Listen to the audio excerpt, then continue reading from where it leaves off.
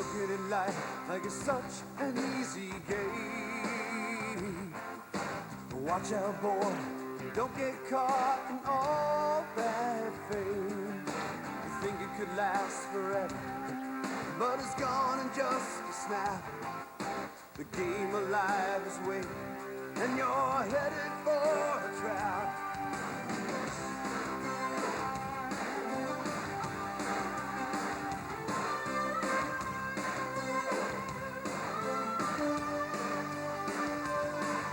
Now there's been some trouble sent your way.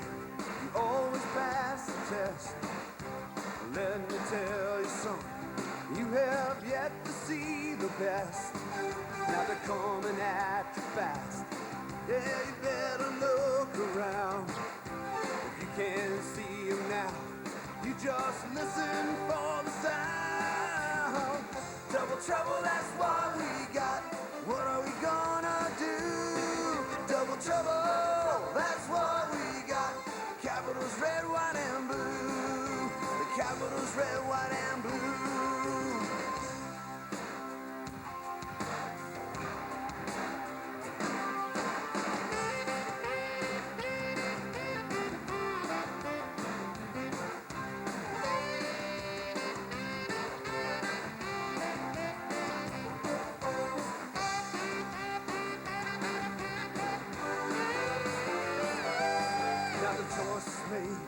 Dice cash. It's time to pay the band. Yeah, it costs a lot, and the man is holding out his hand. But who will be the one? Yeah, the lucky one tonight. Another doubleheader, and you're gonna win the fight. Double trouble, that's what we got. What are we gonna do? Double trouble, that's what we got. The capitals red, white, and blue.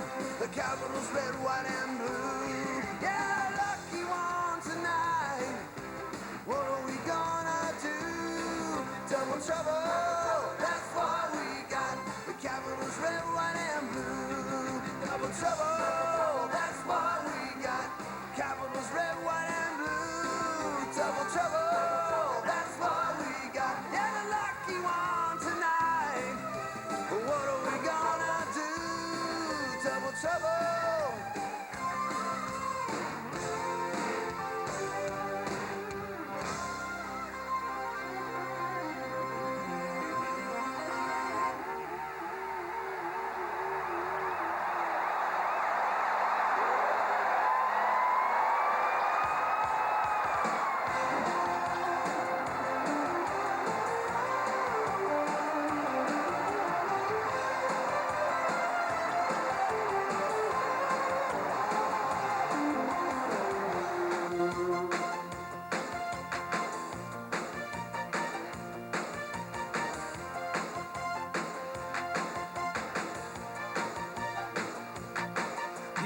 Fight for what you want.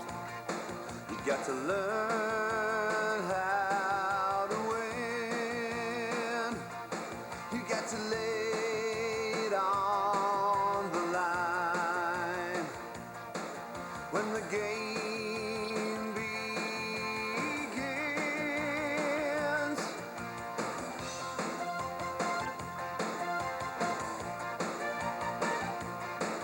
it's a feeling that you get, like the rushing of the wind, like when you're out there on the edge.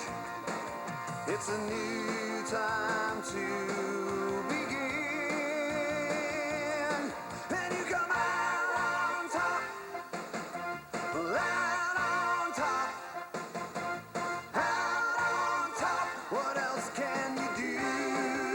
The capitals red, white, and blue.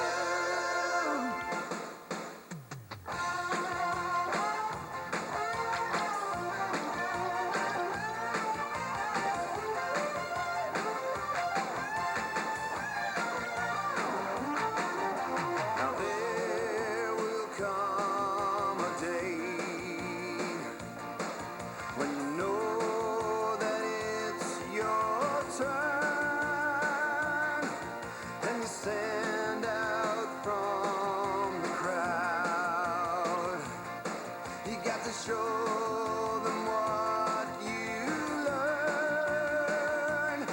And you come out on top, out on top, out on top. What else can you do?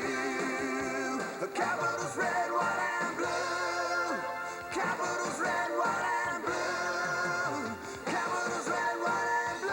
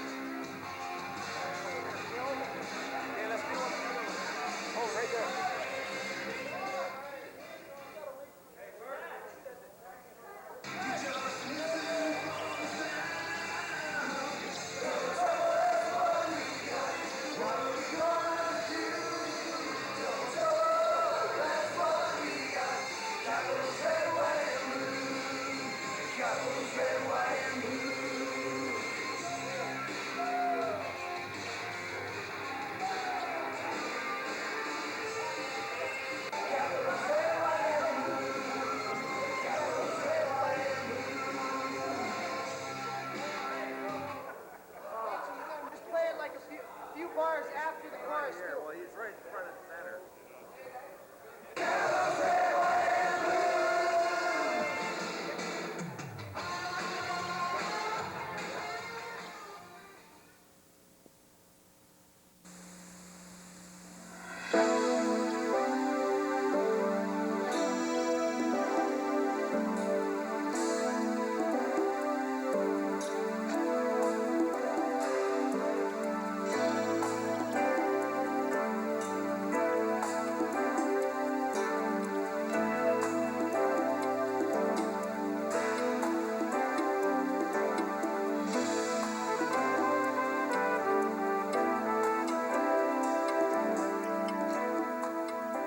There is only one absolute in the National Hockey League. When the puck finally stops sliding in May, one team will be smiling, and the other 20 will be thinking about what might have been. But unlike many of the disappointed 20, the Washington Capitals and their fans had plenty to cheer about during the regular season, and even more to celebrate during the playoffs.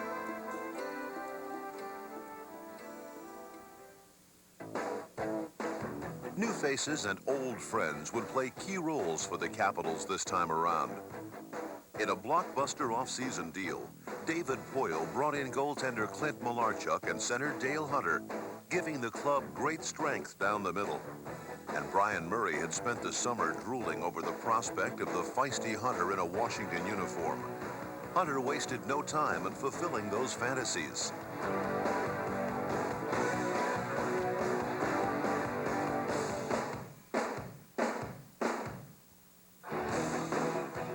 Take the night of October 22nd, with the Capitals paying their first visit of the year to that notorious Chamber of Horrors, the Spectrum in Philadelphia. Just 30 seconds into the game, Hunter, in what proved to be an amazing bit of foreshadowing, stood up and met the challenge of Philly's bad boy, Rick Tocchet. It was no accident, then, that the Caps ended years of frustration in that building with a 4-1 victory. As the season moved on, some of the more familiar stars on the team began to shine. Center iceman Bengt Gustafsson, fresh from leading Sweden to a world championship, returned from a one-year sabbatical to pump renewed life into the Washington attack. With Gus back in service killing penalties and working the power play, the Capitals' specialty teams rose in prominence.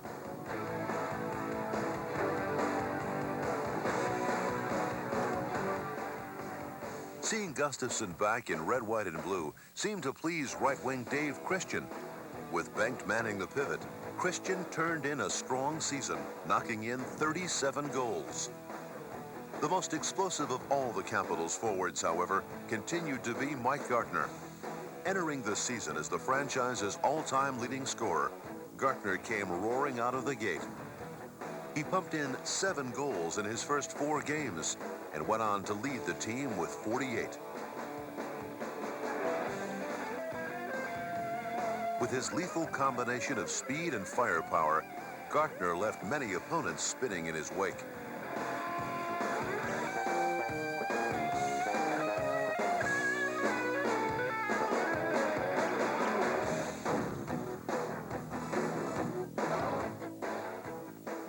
Naturally, Gartner, Gustafson, and Christian were the guys the other teams in the league tried to shut down.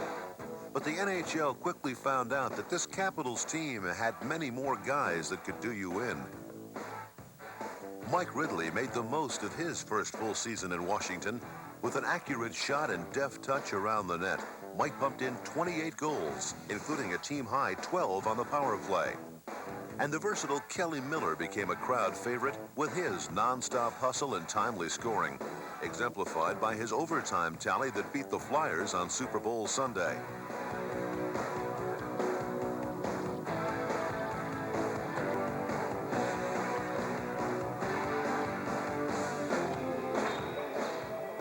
With Bobby Gould,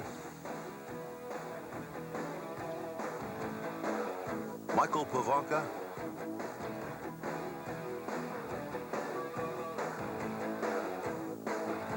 Peter Sundstrom,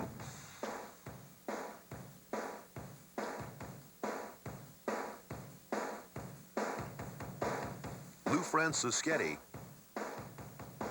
and Ivan Korovo contributing goals, checking and bone-rattling hits, the Capitals enjoyed their greatest frontline depth in history.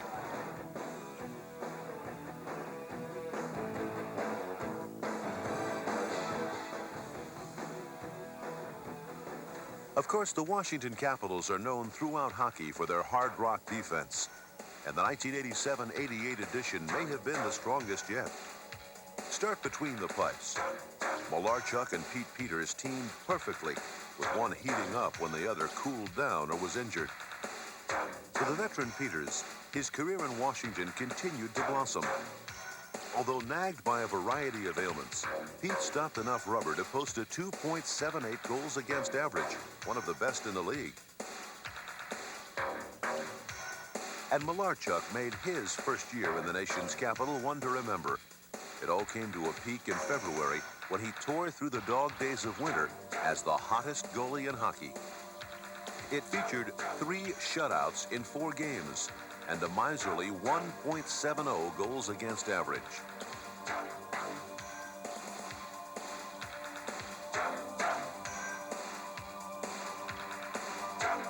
Peters and Malarchuk will be the first to admit that much of their success must be credited to the cast that plays in front of them. First and foremost, there was the Capitals' defensive Big Four: Rod Langway, Scott Stevens, Larry Murphy, and Kevin Hatcher. Murphy, a Norris Trophy finalist the previous year, continued to bring solid puck skills to the blue line, ranking high among all NHL defensemen in scoring.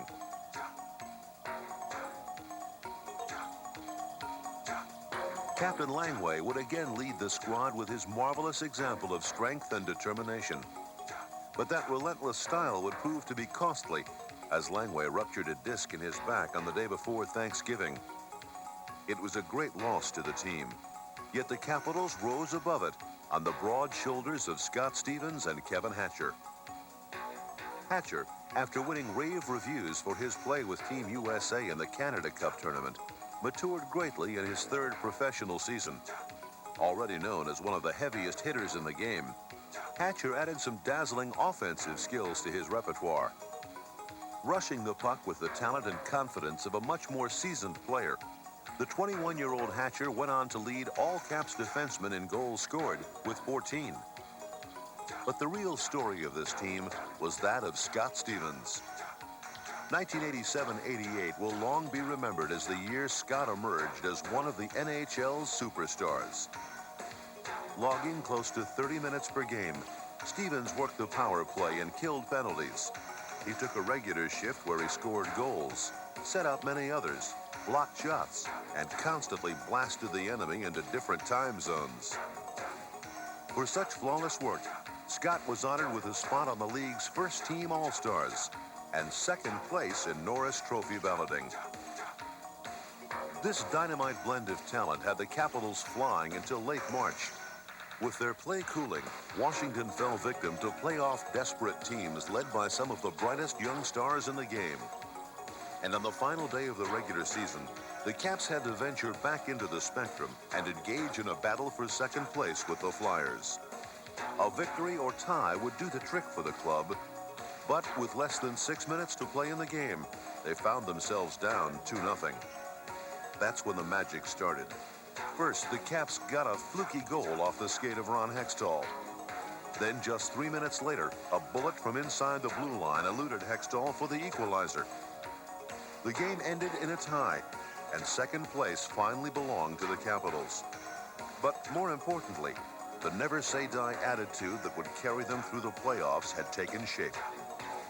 Now the postseason could begin, at home in the Capitol Center, where the loyal fans had set a new attendance record for the 6th year in a row.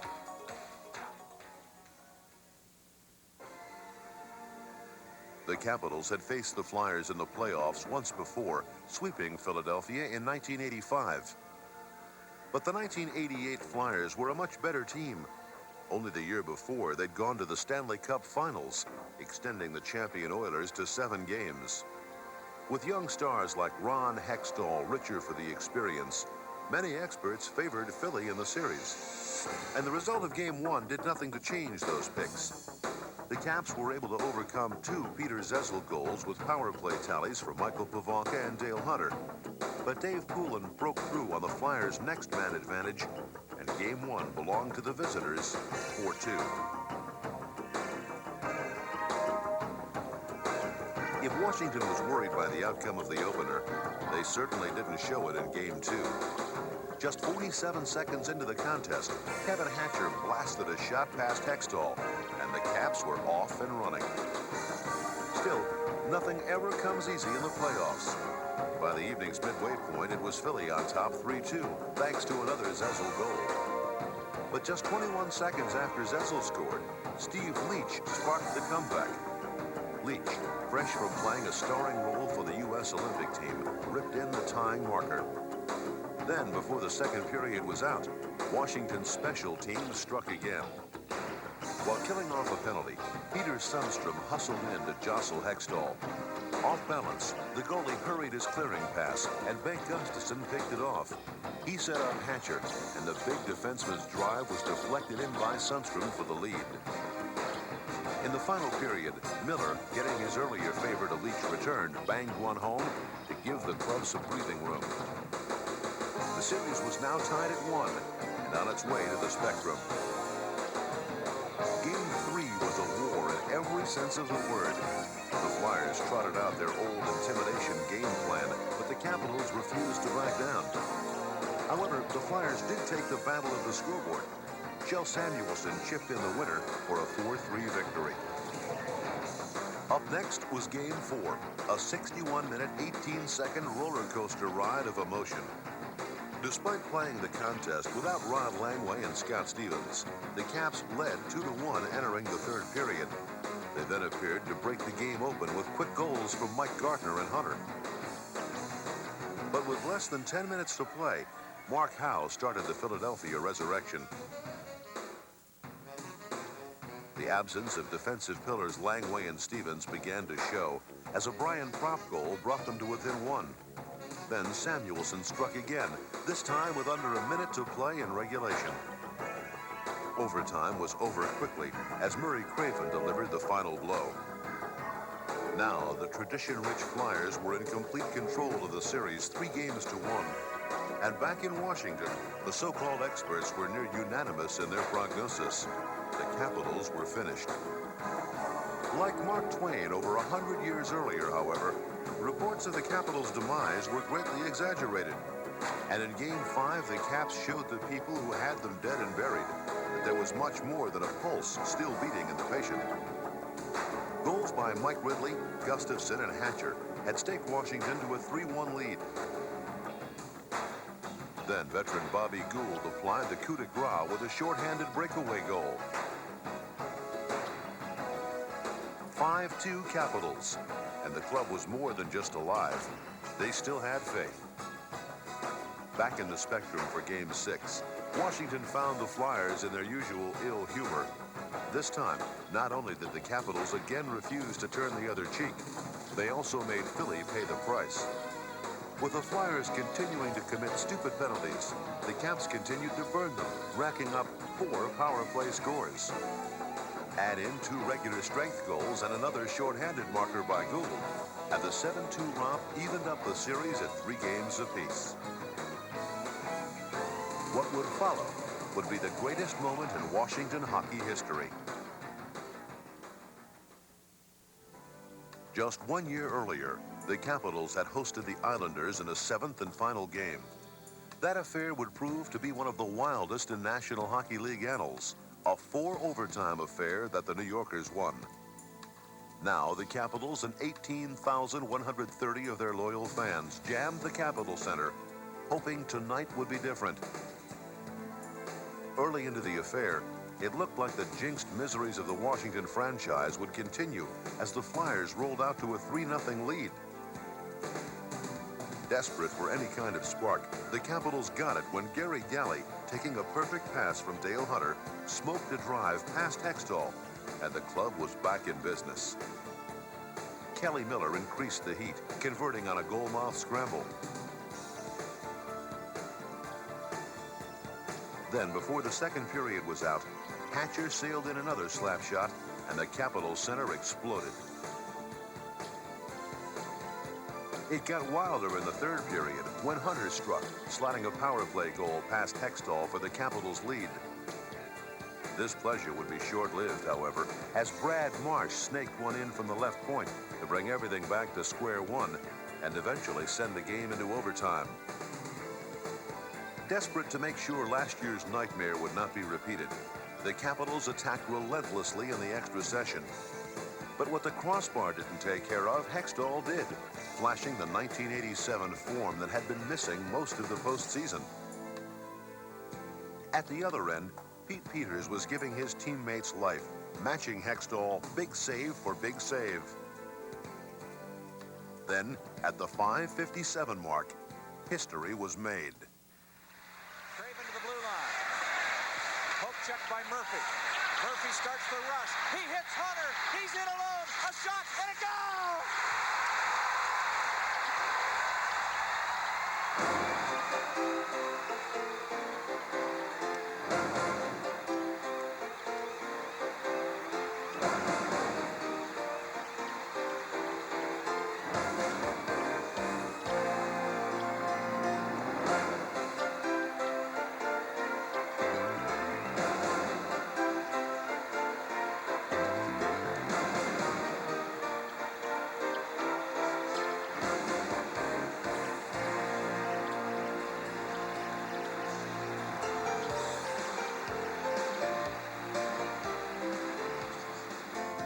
In one electrifying moment, 14 years of frustration was washed away. No longer would the Capitals have to hear that they couldn't win the big game. The Washington Capitals had proven once and for all that they were truly among the best in the National Hockey League. The Capitals had barely 24 hours to savor their success before New Jersey came to town to provide the next challenge. With goals from Mike Ridley, Larry Murphy, and Scott Stevens, the Caps took the opener 3-1, but they paid a steep price for victory. Late in the third period, the Devils' Pat Verbeek chased Rod Langway into a corner. Realizing he was beaten on the play, Verbeek used his leg to try and trip Langway and ended up slicing the back of Rod's leg with his skate. Hours later, the doctors confirmed the worst. Langway had a severe and deep cut. The Capitals would have to play without their captain for the rest of the series. The Devils wasted no time in exploiting the Capitals' loss. With Langway helplessly watching on crutches, New Jersey erupted offensively, getting a hat trick from Aaron Broughton as they tied the series up and headed for home. It was at the Meadowlands that the wildest game of the playoffs took place. The Wild was provided by Patrick Sundstrom, twin brother of the Caps' Peter. The New Jersey Sundstrom whipped the Caps for 3 goals and 5 assists to post a new NHL playoff standard. When the carnage was over, the Devils were on top, 10-4. 2 nights later, it was a much different story. Dave Christian led the Capitals' attack with a pair of goals, and anchored by goaltender Pete Peters, the defense was tight. But the Capitals, already missing Langway, received another scare.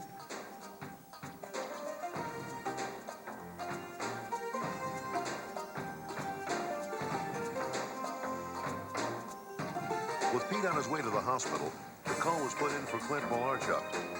Instead of dwelling on the beating he took in the previous game, Malarchuk came in ice cold and performed brilliantly. He was flawless in relief, and the Caps had evened things back up with a 4-1 win. If there was a turning point to the series, it was Game 5. New Jersey coach Jim Schoenfeld pulled a surprise, replacing rookie sensation Sean Burke in goal with veteran Bob Sauvé. It proved to be a move that paid huge dividends. With Kirk Muller breaking loose for his first 2 goals of the postseason, New Jersey took it to the Caps. Holding the lead, they were able to ride the excellent work of Sauvé into a 3-1 decision, putting them just 1 game from the Patrick Division title. Back in New Jersey, the Devils and their fans were looking for the knockout blow. The Caps had other ideas. They shook off an early New Jersey lead with a run of 6 unanswered goals. Ridley, Hunter, Leach, Christian, Miller, and Ivan Korovo all found the twine behind Burke, and the Capitals were back in business. 7-2 was the final, and it was back to the Cap Center for another dose of 7th game drama. With memories of the Flyers series still dancing brightly in their heads, the Capitals and their white-clad fans were ready to go. Early on, there proved to be more than just emotion to parallel the Flyer finale. Once again, the Caps found themselves in a hole, this time 2-0.